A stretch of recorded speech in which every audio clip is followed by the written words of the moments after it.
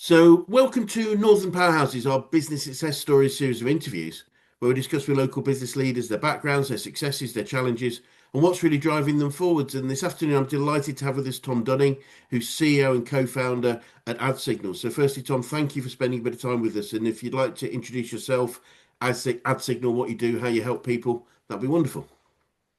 Thanks for having me, Chris. Yeah, so I'm Tom Dunning, CEO. I'm one of the two founders of AdSignal, which we started back in 2018. AdSignal is here to solve stupid problems that just shouldn't exist all around video, image, and audio content. As our company name suggests, we actually started in the ad tech sector, Yep, but we realized that actually our technology works for any kind of video, image, and audio content across right. everything from security to medical imaging to everything else. Wowzers. So, perhaps if we start a little bit thinking about your talk to you about your background, how you got into business, and why this particular one for you. Sure. So I actually started coding when I was about 6 years old. Wow, And wow, yeah, and then I've basically built stuff in every different industry you could name. And I found myself, before I started AdSignal, gravitating more towards the media and entertainment space. yep, And I was working behind the scenes with broadcasters, media and creative agencies, and they were telling me about these unsolvable problems that they had that were causing them a lot of pain. yep, Uh, so when I left my previous place of work, I decided to try and solve some of these. And I started with a problem, which has now become our shore product, which is that if you are doing TV advertising in the UK, the USA, or many other countries, it takes 8 days to find out when your ads have played on TV, as opposed to okay, digital data, which is nearly instant. So we created a proprietary image and audio fingerprinting technology that can tell you within about 2 minutes exactly which ad played on which channel at what time. right, Um, and you have people like Kantar and Nielsen that use a technique called watermarking. So they have to embed something into the asset to help track it. And the accuracy there is really not brilliant. On average, is about 40%, according to UK broadcasters. right, So we knew that that was a problem that needed resolving, yep, because obviously there's multiple problems with that late data. So kind of locked myself away in a room for about 9 months building the algorithm for that. It was the hardest thing I've ever had to build, and I've built some crazy stuff. And successfully came out of it with something that's 99.99% accurate, and as I say, is 2 minutes rather than 8 days. wow, Uh, yeah, and then we did it in 2019. We did a POC for Sky, which was 40 channels for 4 months, and we got 100% accuracy. And wow, we recently, start of March, we went live with a tender that we won for Barb. So Barb is the industry research body that is responsible for playout data. yep, And we want the tender to become the official source of next day data. So if you're getting TV data um, within 24 hours from Barb or from Media Ocean, that is ad signal data because we're monitoring the top 180 channels in the UK. But we can actually offer that data direct to our clients within about 2 minutes.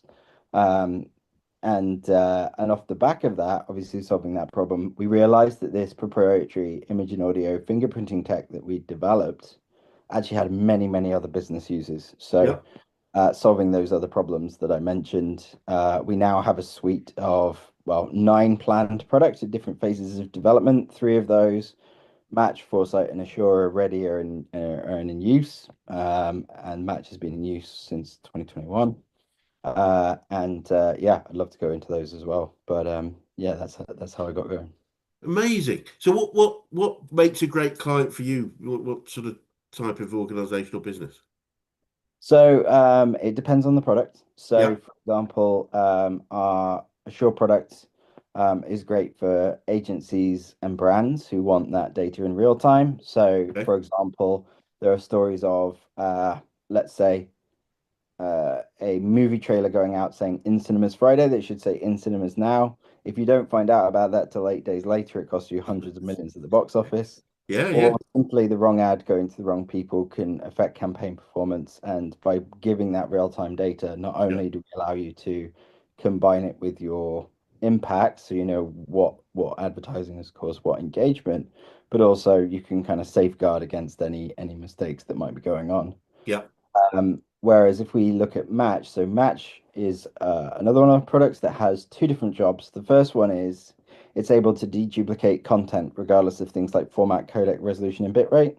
Okay. So you're probably aware if you copy paste a file, it Yeah. has checksum. You can check that it's 100% identical. Yes. However, if I took a video file and I converted it from SD to HD, sorry, from HD to SD, or from an MXF to a ProRes or similar, then the checksum would be different, but the Yeah. content is the same. Yes. This huge duplication problem. The BBC have openly said that they have 127 versions of the same episode of Dad's Army. No idea what the differences are. Match is the only thing that could say, for example, these are the 10 unique ones at the best quality, keep those and delete the rest. And what it can do is using Wow. that fingerprinting is it can show you to the millisecond anywhere where any differences occur. So if you imagine if I had your fingerprint, I could compare it to any other fingerprint. I can do the same thing with any piece of video, audio, or imagery, regardless of those differences. So, that would clean house there. Clearcast are responsible for approving all the ads for TV in the UK. We Right. built and managed that system since 2021, and they've been using Match to check that the content that was cleared is identical to the content that's being delivered, Yes. or also to see the differences if they've got 200 ads in a campaign. Where are the differences? So you can just focusing on those.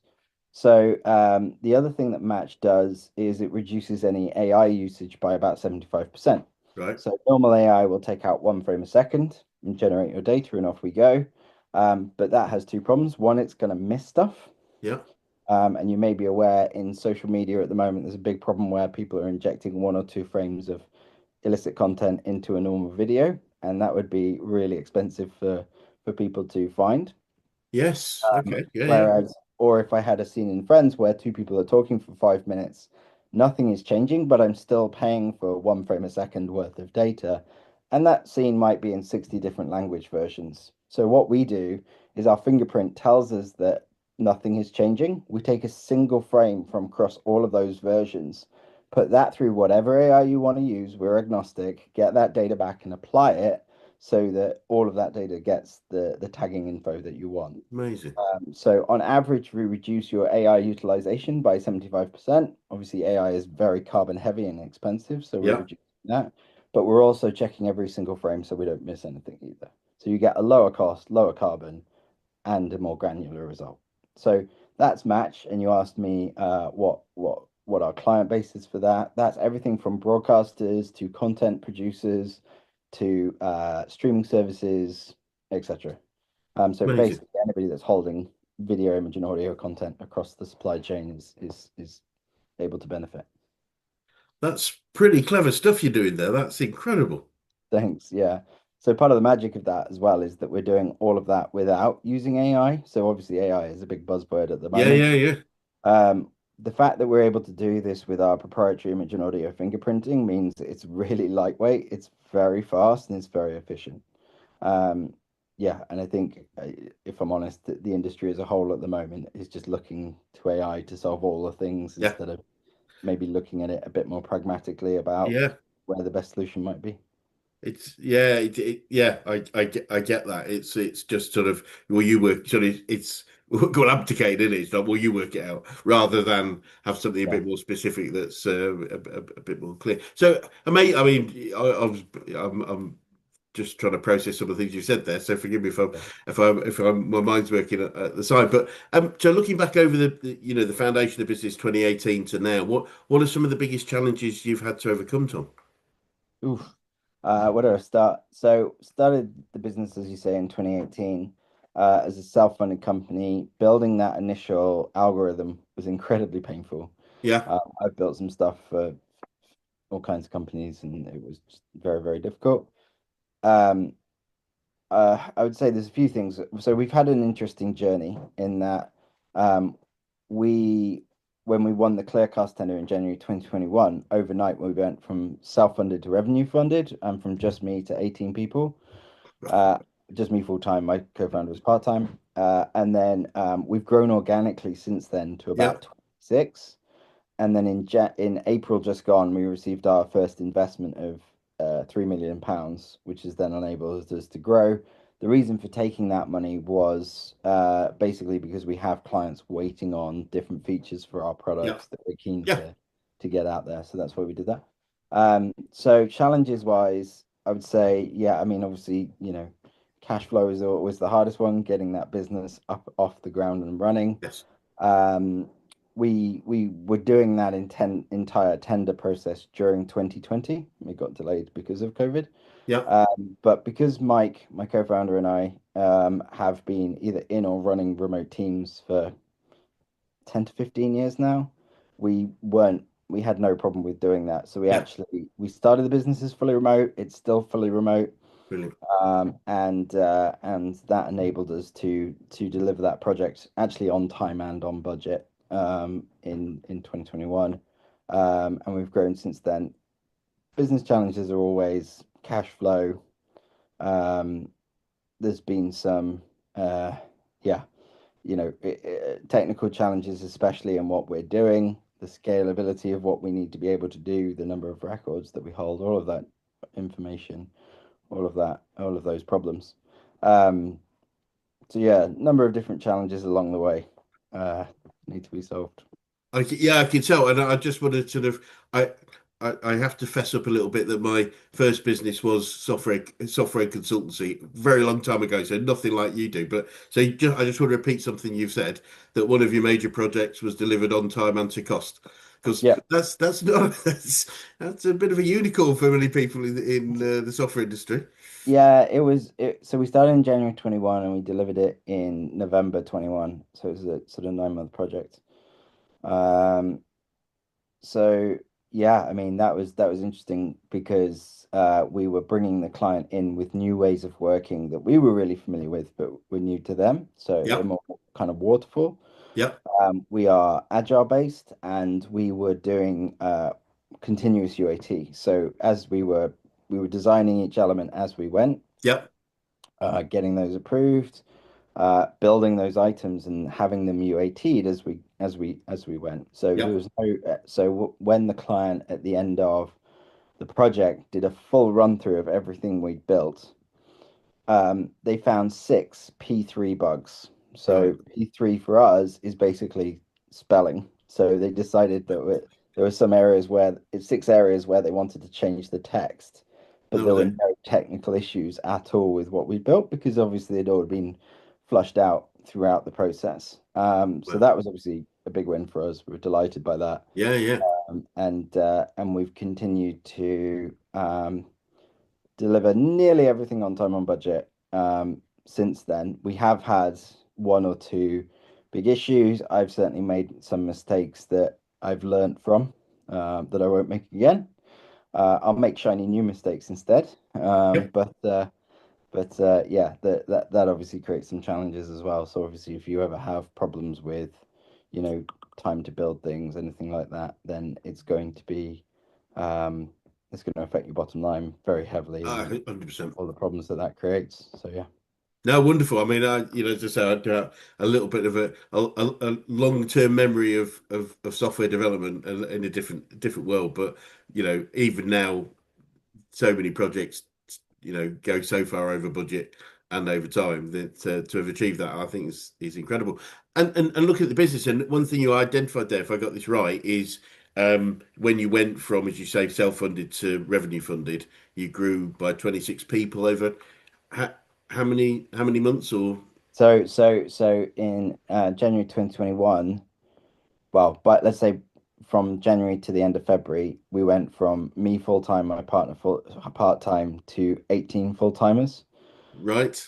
and then between from that month onwards until April this year, we've grown steadily to 26 based on demand and what we needed to do.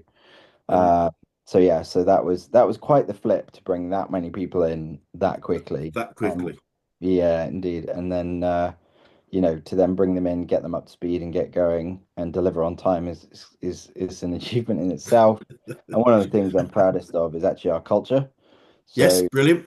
we uh, we have core values of honesty, loyalty, tenacity, and accountability. Great. Those go through everything we do. It's been a bit of a learning curve for some people to realize actually we mean those. They're not just something we Great. say. And I've got some fun stories there. But yeah, so I mean, for me as well, for them to be core values, you can't compromise on them for anything else. So No, 100%. we're transparent with our clients about where problems are with our pricing, everything like that, and that has a number of benefits, including if you fess up and tell people when you got things wrong or that there's a problem, then they know if you're telling them there's not a problem that they can believe you, right? Yes. So we do that. We don't have a blame culture. People stick their hands up Great. if they made a mistake. We work out how that mistake was possible so we can improve our processes.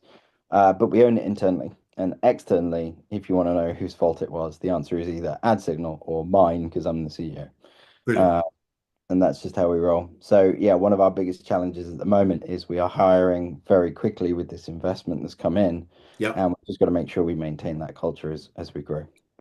Yeah. I bang on it. I think a lot of people, seem to say or will say, you lose the culture as you grow, and no, that's only if you choose to. There are plenty of examples where that happens, and so you can understand why people believe that. But for Mhm. me, and it's the job of the CEO and the senior people to maintain, vigorously the culture that you've created because that's the be a big part of your success, I would imagine. And so delivering that is so important. Yeah, absolutely.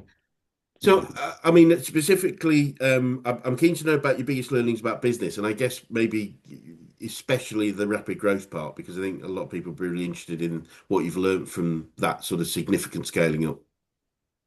Yeah, sure. Um, where do I start? I think let's start with the scaling up piece, which is I think during hiring, it's really important that the people you bring in are right on all counts, not just in one area. So there have been examples where we've brought somebody in that was technically strong, but I'd had some concerns about them culturally. Yep. And because of their technical strength, we decided to let them in, and that just didn't work. Yeah. Uh, Yeah. you can't do that. So I have an odd ability in that I can spot micro expressions. So I'm basically a human lie detector, which is a lot of fun, as you can imagine. But I've learned now to trust that ability Yeah. and Brilliant. have created, for example, the cultural. I always do the cultural interview, the last stage interview. Great. And I've learned to kind of trust my gut when I see things that concern me, and obviously asking the right questions, seeing where people are being evasive, things like that, or simply, just evading. Um, yeah, so I think that's really crucial because the cost of churn is so high. Yeah. Yeah. The impact it has on the rest of the business, the time it takes to bring, firstly, to do the recruitment, and secondly, to actually bring that person on and onboard them, and what that does to your internal productivity while that person is being supported is huge. So you can't afford to get that wrong. So just kind of trust your gut if you've got see if any red flags and go with that. So that was definitely a lesson I learned. I also learned that not everybody plays nice. So be careful. Um, I think I'm allowed to say this. We had an ex-employer was unhappy that we had won the work that we had won and tried to sue me, and that lasted about a year before they Right. ran away with their tail between their legs. Yeah. But ultimately, yeah, it's challenging, and you've got to find the right people to work with. Yeah. You've got to be able to defend yourself. So contracts, are there to outline how people work together. Some people have the opinion that you write a contract, you stick it in your drawer, and you never care about it. I think a good contract helps you understand the relationship that you have together and make sure things Yes. operate smoothly. And of course, with the best will in the world, you can form a contract with somebody you know and trust, but that individual might not be with the business in a few years' time, and you Yeah. need to make sure that things work appropriately. Um, so I think that's crucial as well. What else? Yeah, I think just focus. It's so easy to sort of spread yourself too thin to Yeah. overstretch. Yeah. And that can be challenging because obviously you've got different needs and priorities coming from different parts of the business. You've got, revenue needs that you've got to be able to pay people. So do we go for something that's going to generate some short-term cash versus long-term cash? Um, and there are absolutely scenarios where that is the case and you need to do that, but you can't afford to chase all the things. So I Yeah. mentioned at the start that we realized our tech can be used in many, many sectors. But for now, we are sticking to keeping our efforts inside media and entertainment Yeah. and to specific territories around the world. Yeah. Doesn't mean that we turn anybody away if they No, came knocking and said, please help. But in terms of where we're applying our effort and the yeah. projects that we go after, then that's where we go. So yeah, I think those are the That's big right. ones. Yeah, it's like marketing to the target market, but if you get left field inquiries, if it works, it works. You sometimes get those, don't you? But it's not going after because No, exactly, exactly. I love the phrase in marketing because it's so relevant. If you go for everybody, you get nobody because the message is too broad and not powerful enough. So I totally get that. Yeah, Yeah. and from work I've done with fast growing businesses, that maintenance of culture and the fit of everybody to the culture is so key because it reduces so much management challenges for want of anything else. It's easier to manage people that have similar values than it is Mm. a whole bunch of different stuff. And I think we're aware we're a business coaching organisation, so I'm keen to know who the best coaches you've worked with, whether that's business, sport, life in general. Who's had the biggest impact on you? Oh, flip. I mean, I would say firstly, my currently non-exec director, Angus Fear, um, who started off as a chairman back in 2018, 2019. Um, Angus has been phenomenal help. Brilliant, Um, he knows the industry very, very well. He's been in it for a very long time. And one I can always turn to from everything from industry advice through to management and how I handle different situations and things like that. brilliant. So he's been hugely helpful and instrumental in our success. Um, yeah, I've had the benefit of other people from other industries as well. Uh, People like Ed Saunders that have kind of provided advice and just sort of you know, sometimes just validating an approach, just going, look, I think this is the way I should be going, Yep. the right move. And, if it's not an instant yes, it normally means I'm doing something not quite right. Yeah, there are other names, Bill Whitehead, a few other people that have helped me along the way that I'm grateful for. And Brilliant. obviously on top of that, people that have simply just made introductions. Yeah, Getting access to the right people is hugely important. So yeah. brilliant. And whether it's from the people you reference or anywhere else, do you have any favourite quotes or sayings you catch yourself using about business or success in general? Favorite quotes or sayings. Oh, you should have asked me that one in advance, Chris. Hang on. Don't have, Uh, mate. It's all good. It's I love collecting them. I'm afraid I'm a bit of a magpie in that respect. But look, yeah. I mean, my kind of catchphrase is get up and crack on. So, perfect.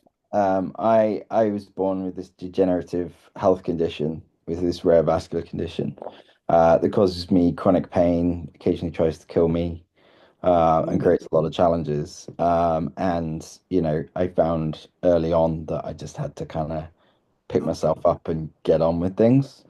And I think that that's where the tenacity piece of our yeah. come from as well. So I think that that's really key to me. And then the other one, of course, is stick to your sweet spot, which is just reinforcing what we Yeah. were just talking about. Um, yeah, I think that those are To my two. two incredibly valuable ones. So I just want to put this in context again. You've you've founded and run and grown of quite a rapidly growing business in that sort of thing, and despite the challenges you're facing physically too. Yes. Yeah, exactly. Yeah. Uh, Amazing, yeah, it's been an interesting one.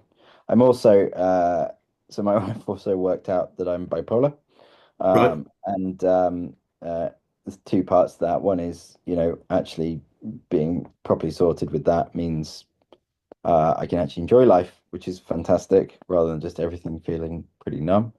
But the other is that kind of occasional. I don't have proper mania anymore, but I have periods where I'll have 3 days where I'll need 4 or 5 hours sleep, and I'll create some of the most amazing either code or ideas for products.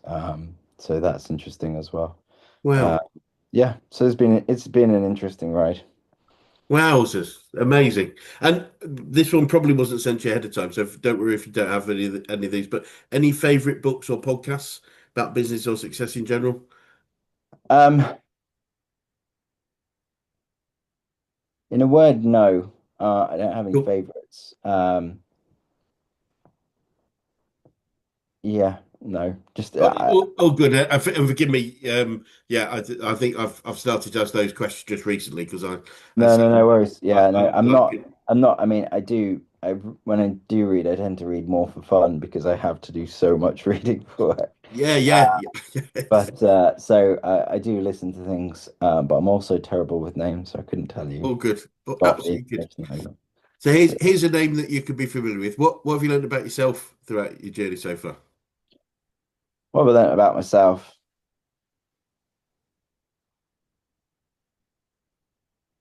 Um,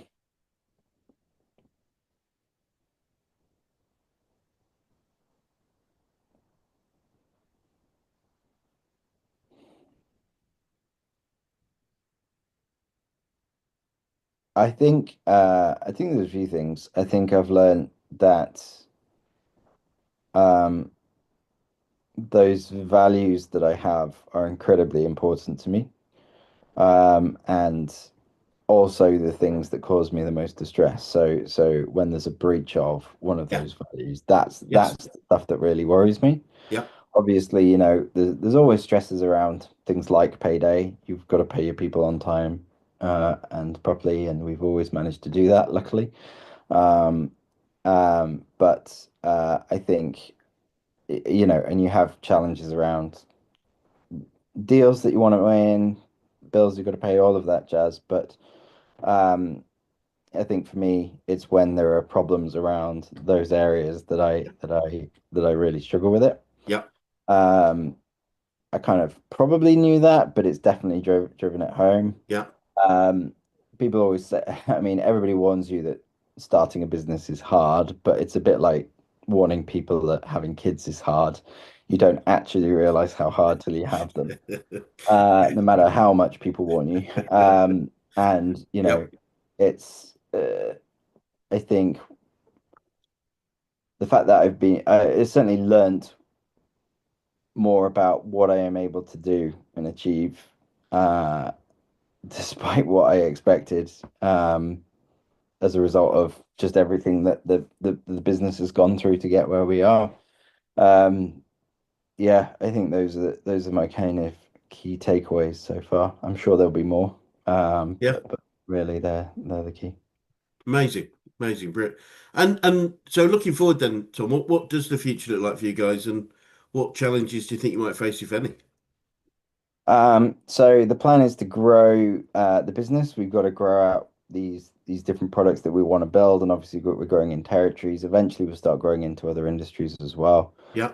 Um, the challenges there are we are literally doing stuff nobody has done before. So normally, as a developer, you look at something somebody else has done maybe in a different industry or for a different Okay. purpose, Yeah. and you kind of take and adapt that to whatever your problem is. There is Yeah. no frame of reference for what we do. So that makes it incredibly challenging. I've realized that not all senior developers can do that. Yeah. So I now lovingly refer to myself and the other people that are able to do that as the mad scientists who do the Yeah. Okay. heavily Yeah. experimental stuff. So that's going to be a challenge is some of these things that we want to achieve and at scale. So if I told you that there's one broadcaster that we're talking to that has 150 petabytes of content, that's 150 million gigabytes of Right. content that Yeah. they need to process. There's obviously scale challenges there that we've got to deal with. Yeah. And then the other products that we're planning to build, one of which is patented, four more, three or four more that need to be patented on top of what we're building them. Um, yeah, there's going to be some interesting technical challenges around there. And obviously, of course, how the order in which we build those out and making sure that they're ready for our clients, the right clients, so we can monetize the right content. That's going to be the thing that most affects our trajectory, I would say. Yeah. It's very rare that I meet anybody that wouldn't benefit from at least one of our products. Yeah. So it's not really a problem of, oh, is it going to work for people? It will work for people. It's just making sure that the features that they need are there Yeah. at the time they need them and things like that. What other challenges are we going to have? Um, yeah, I mean, with anything with a business, just prioritization across anything. As long as we're getting the right people in, building the right stuff at the right time, making the right sales to the right people, will be good. And then the other thing as well is alongside AdSignal, I've co-founded an organization called the Digital Sustainability Alliance. Yep. So that's going to be part of my personal focus and part of the Yes. business focus as well. So a lot of people are not aware that at the moment data centers are 3.7% of the world's carbon. Aviation is only 2.1. Wow. If you look at that projection, the stat we have from the IEA at the moment, which is about 3 years old, says that data centers will be 14% by 2040, which puts it above agriculture at 10. Wow. However, that was before the massive AI boom. So I now think that date is closer to 2030. The DSA is going to be doing a white paper on the sustainability impact of AI in particular Yep. in coming up. So the DSA basically two jobs. One, educate people on the size of the problem, Yep. and the other one is highlighting innovative solutions to those problems that can really make a difference to your sustainability. So obviously, ad signal, 75% reduction in AI around Yes. AI, and then reduction in storage. That's an average reduction of about 60%, but for someone like the BBC, it'd be much higher than that. And that obviously means you're holding 60% less content forever.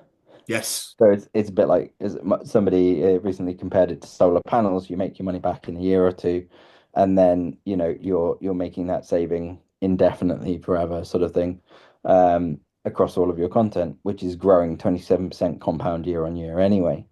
But I mentioned that 3.7%.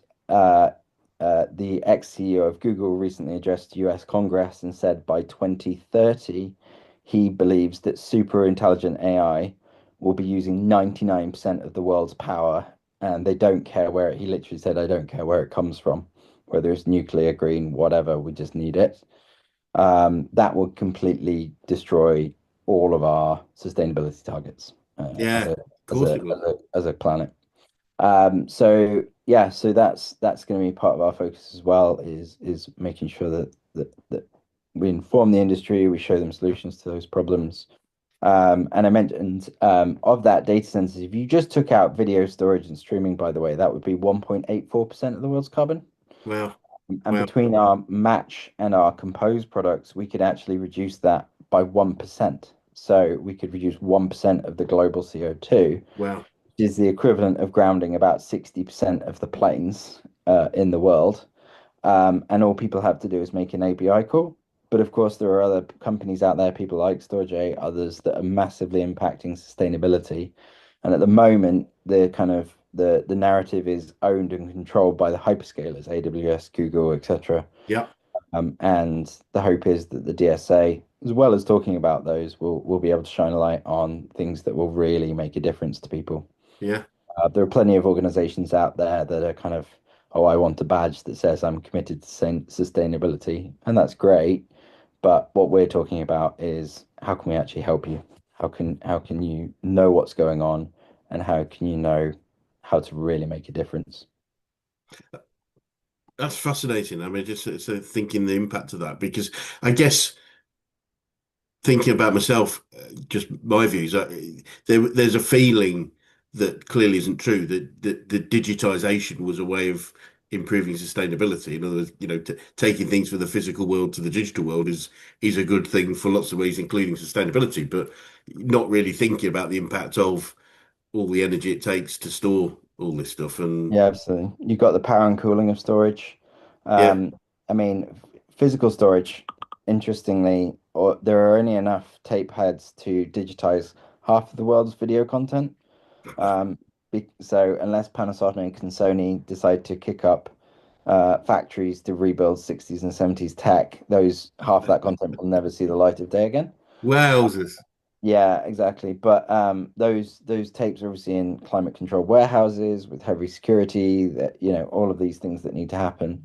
And then yeah, there is this shift as well. There has been a shift, particularly during COVID, from people managing their content in their own data centers to cloud-based. And now we're seeing some of that coming back the other way, just from a cost point of view. It's just so incredibly costly to do that. So that's been a very interesting shift. And of course, there's loads of stuff we can help with there. So there are companies like Memnon that digitize that content, but when you digitize it, a number of those videos have been copied from one format to another as you've gone, and then suddenly you've got all this duplication. So we would deduplicate that content before it even goes into the cloud, Yeah, and you have egress fees to worry about and ingress fees. So yeah, every time you move something, so the yes, less we can move, the better. yeah, Match AI would tag it so you know what it is, which season of which episode it is. And then our Foresight product works out the appropriateness of content for different right, audiences. So we can then right. tell you who it's fit for and therefore what channels you can sell it for. So there's a massive amount of opportunity there for people to save a heck of a lot of money, but also to get from digitization to monetization as quickly as possible. Brilliant. Yeah, lots of opportunity. Amazing. I know, obviously, it's something that we do all need to be aware of, because I think just as a natural consumer, a feeling that, I've got more storage, I just use it. And I appreciate this is at a very macro level, because the stuff I would store probably isn't the massive quantities that you talk about. But Mm, we as human beings, we're all going to be responsible for a certain storage footprint. And I guess if we could halve that, or reduce that significantly, that all helps. indeed. Yeah, absolutely. Absolutely. So, Tom, I'm keen to know what your advice would be to anyone that was starting a business right now. Um, First thing is validation. So the products that we have all come out of things that I discovered behind the scenes at broadcasters and agencies and brands, right? So we knew that those were problems that needed to be solved. We didn't Yep, know at the start how we were going to solve them. yep, We knew that they were problems that A existed and were a big problem for people, and B a rough idea of what the cost or value prop would be around yep, those. I've seen too many people start businesses because they think they've had a good idea, and it turns out that actually either A, it's not an idea that people care enough about, or B, it is a problem, but it's a tiny problem and it's not worth the cost of the product or the yep, cost of the solution. yep, So I think validate repeatedly and continuously as well. So, yep, we obviously validated these at the outset, but every conversation we're having, we're also validating them as well. Um, don't overstretch, be pragmatic. You got to follow the money, but you also don't want to be making knee-jerk reactions. Um, yeah, I think as well. I mean, so you really got to listen to your clients or your prospective clients. We've had some interesting conversations where I've described something like Match, and then people have gone, "Oh, I could use that in a different way." Well, I'll give you an example, which is that in the news industry, um, when there's a press conference at number 10 or the White House, they'll set up a camera 2 hours before pointing at the podium. And the first job when they come home is tell me where the person entered the scene. Yep. And that is just a waste of time for people, excuse me. And so what Match can do very easily just using our fingerprint is tell them where things change. So where somebody arrives and when they Brilliant. disappear. Yep. Similarly, the Met Police, when there is a terrorist attack, there are 300 officers watching content pulled off social media. Right. And a Wow. lot of that content has been clipped and edited. And so Match very quickly would be able to say, here's all the unique content, here's everything you need to see, without all the duplication. And that's not just less officers, that's a faster response to the incident. So learning about those things, there was problems with, amongst others, the Avatar movie where pixels were dying on cameras, and then to fix that up in either in post or to reshoot was incredibly expensive. If Yep. a lot of these cameras now, as they're filming, are going camera to cloud, so they're going straight into the cloud as the data is created. Yep. If we fingerprint using Match as that happens, we would be able to create alerts that says, "Hey, camera 12 should be taken out of rotation because it's going to cost you a fortune to keep using it." So all these different use cases that people have, and Yes. just, you know, as I say, you don't want to be making knee-jerk reactions, but the fact that people would use our technology basically in the same way to get that response means we knew, where who we could talk to or where we should put the focus of our conversation when we're talking to people. And I think part of that as well is you want to know, you want to go in having an idea of where somebody's problems are likely to be based on Yes. their organization type, so you're not going in blind. Yep. But first thing you've got to do is listen to the client. Where does it hurt for them? um, because it's not going to be the same company to company, and Okay. you just take a time first to. I often, somebody, I'll start a call and somebody will say, "Tell us about what you do," as much as possible, within reason. I'll say, "Well, actually, can you tell me a bit more about, who you are, where your problems are at the moment," and then I'll tune my message around that. Absolutely. And often once people have got an idea for what we can do, once we've presented the products, they'll go away and have a chew on it for a day or two, and then they'll come back and go, "Could you use it for this as well?" And that's always Brilliant. needed. So yeah, that's us. Wonderful. And if you started again, is there any looking back, is there anything significant that you do differently, do you think? Um, yes, there's a couple of things I'd do differently. There's also that if I actually knew how difficult this was going to be, would I have started at all, which I think every CEO probably goes through at some point. Yes. But Think twice. yeah, there's a couple of things. So we've had scenarios where a customer was telling us that they desperately needed something doing, and please could we bring in the team ahead of time so they were ready to roll, which we did, and then they didn't sign off the contract until 6 weeks later.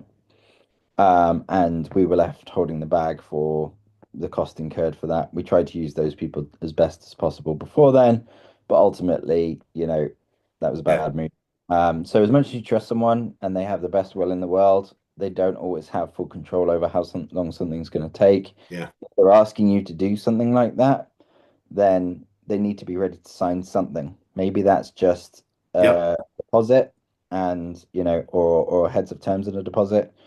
um but just, if a client is telling you that, just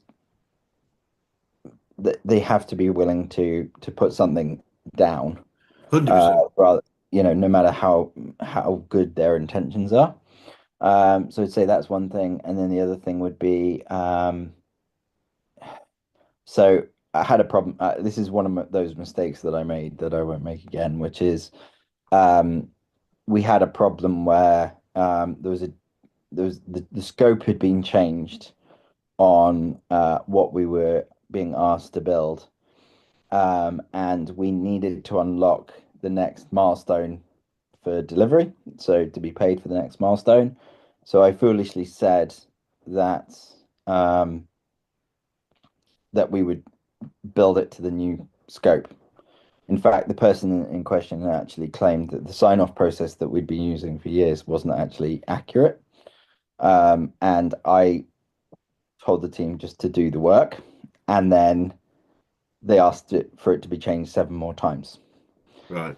And that is the only one project that's ever gone massively Right. Yeah. Yeah. or noticeably above and beyond what we were expecting. Yeah. So won't make that mistake again. And again, I would just say, if there is any question over your process or your sign off or what is expected, no matter how much you're in a rush to get things done, Yeah. just tap the brakes, just go, hang on a minute, you're going to cost yourself. It's a bit like you're driving down the street and you need to get there, so you go faster, but you're actually on the wrong road, right? You're driving yourself further away from where you want to be. So it's just a little bit of, yeah, just take care. I think. Here be dragons sort of thing. Absolutely, and I think your first point is really is relevant, especially in terms of the larger the organisation, the less likely the customer who really wants our product or service is going to be responsible for the payment of or the contractual side of it, and therefore, and those people don't really care like the customer does.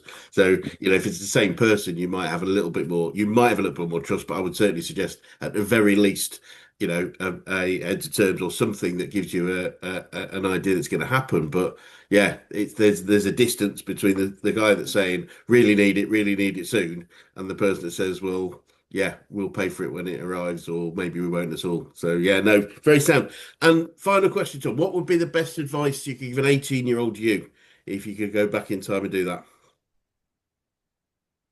An 18-year-old me.